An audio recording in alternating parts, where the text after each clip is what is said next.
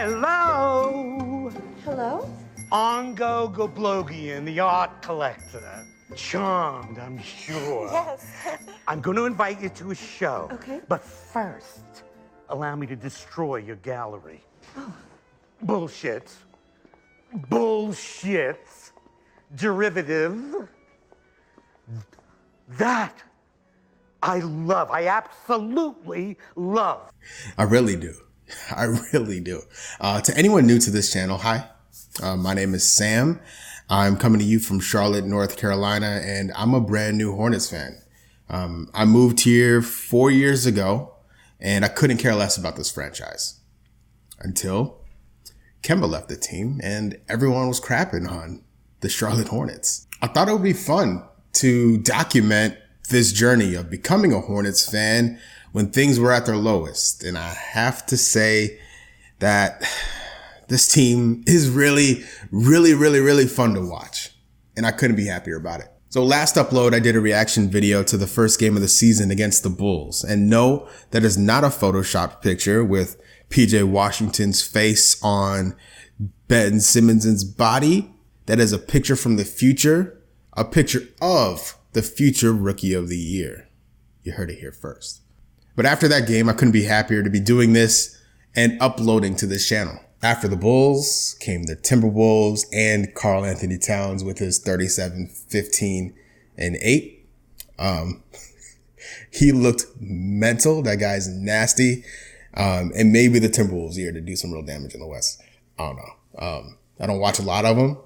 This is probably not a fair representation of how good that team is. But anyway, Towns was nuts. There's no Cody Zeller in this game, so maybe he wouldn't have had as of a crazy game. Maybe he would have only got 30, 10, and 5 or something like that. But whatever, that game is long gone.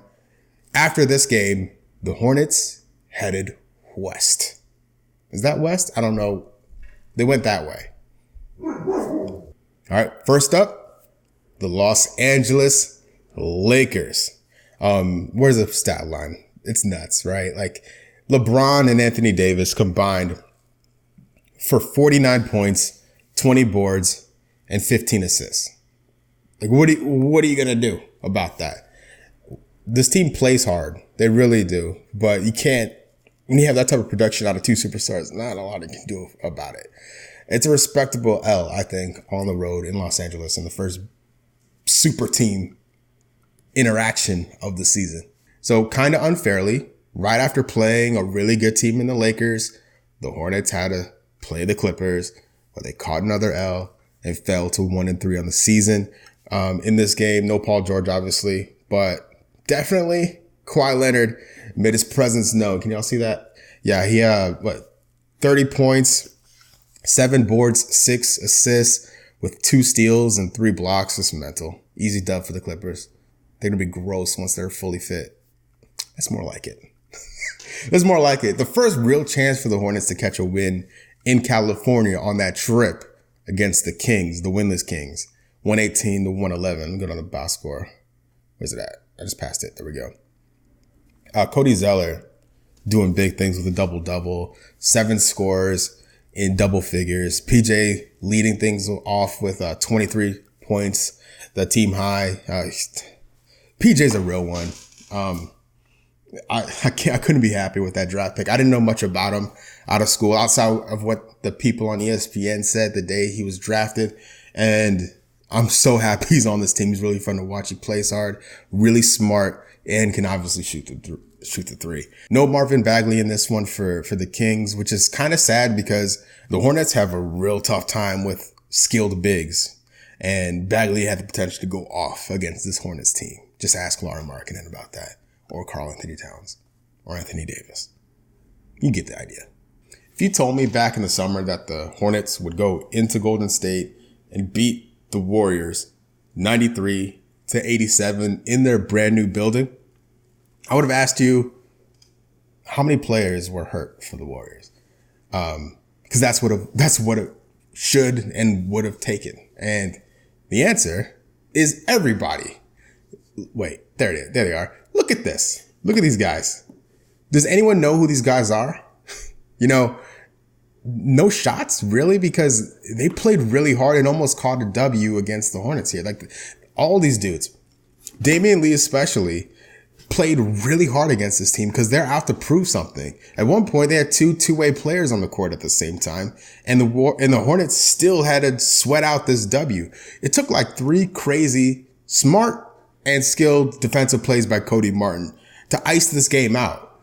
So big props to the Hornets for not rolling over and not taking this team lightly, doing what they needed to do against a weakened opponent, right? And shouts to the Warriors' young players for stepping up, taking the most out of this opportunity, and showing that some of these guys will be real big players when Curry's back, when Clay's back, when Draymond's back, and when D'Angelo's back. Like that Warriors team, this is probably not their season. They're probably not making the playoffs. But they have guys here that can play a big role when it's time to contend again. And they low-key have their first-round pick that's like top 20 protected or something like that. And luck being the way it is for the Hornets, the Warriors will probably pick above the Hornets when the lottery comes. So Golden State will be fine. I will take this W and move on with my life. And we can say the 2019-2020 Charlotte Hornets defeated the Golden State Warriors with a couple of asterisks thrown in. 3-3, 6th in the Eastern Conference. Your Charlotte Hornets. Going 2-2 on the West Coast. Lakers, Clippers, sure. That makes sense. Getting beaten by those teams makes sense. Beating the Kings and beating the depleted Warriors. It's pretty good. Pretty happy with that. I'll take that. I would have taken that before they went out there, so I'm glad they pulled out a push, right? It's not negative. It's not positive. It's just right in the middle. And the team is right in the middle right now. I'm pretty happy. Could be a lot worse. America's Charlotte Hornets have a 2-game winning streak, and the excitement continues into this week, homecoming week. The highly anticipated return of Jeremy Lamb with the Indiana Pacers on Tuesday. And then Kemba Walker and the Boston Celtics on Thursday. Now, these are probably 2 losses, which is fine. I'm okay with that because this team plays really hard and they're really fun to watch. If this team didn't play hard, if they're lazy or complacent, or if they were a bore, just that struggle through a half-court offense, I would be super bummed out right now. And I'd probably stop doing these videos. But they are fun to watch. And they do play hard. And they will give the Pacers and the Celtics a run. And hopefully they can catch a win out of these three next games, right? The Pacers game probably lost. Celtics game probably lost. The Pelicans could be a W for the Hornets. There's no Zion. I think it's 90s night at this game, and Bone Thugs and Harmony are playing halftime. So hopefully there'll be some positive energy in the room, and they can catch a win before they head to Philadelphia and get slapped by the 76ers. But anyway, we'll see what happens. That's the best thing about sports. We don't know what's going to happen. But I do know what's going to happen right now, and I'm going to end this video because I've been talking too long. I'll see you next time. Bye.